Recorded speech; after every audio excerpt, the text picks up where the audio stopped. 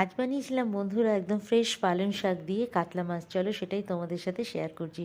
সবার প্রথমে পালং শাক, টমেটো, কিছুটা রসুন, কাঁচা লঙ্কা আর নুন দিয়ে ভালো করে সেদ্ধ করে ঠান্ডা করে পেস্ট করে নিলাম। তারপরে এদিকে কিছুটা কাজু, কিশমিশ আর পেঁয়াজটা পেস্ট করে নিলাম। তারপর মাছটা ভেজে ওই তেলে জিরে তেজপাতা ফোড়ন দিয়ে দিলাম।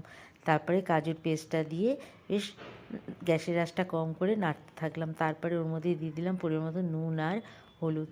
আর কিছুটা কষিয়ে নেওয়ার পর পালং শাকের পেস্টটা দিয়ে ভালো করে কষিয়ে নিয়ে তারপরে ওর মধ্যে পরিমাণ মতন গরম জল দিয়ে দিলাম। তারপর সব কিছু ভালো করে মিলিয়ে ওর মধ্যে পরিমাণ মতন মিষ্টি দিয়ে ঝোলটা ফুটে এলে একে একে ভাজা মাছগুলো দিয়ে 10 থেকে 15 মিনিট ফুটিয়ে নিলাম। তারপর সবশেষে একটু ফ্রেশ দুধের সর দিয়ে 10 মিনিট ঢেকে গরম গরম ভাতে সার্ভ করলাম। কেমন লাগলো বন্ধুরা জানিও কিন্তু, আর ভালো লাগলে একটা লাইক শেয়ার কমেন্ট করো। আর তোমরা সবাই ভালো থেকো, সুস্থ থেকো। আজকের মতন টাটা।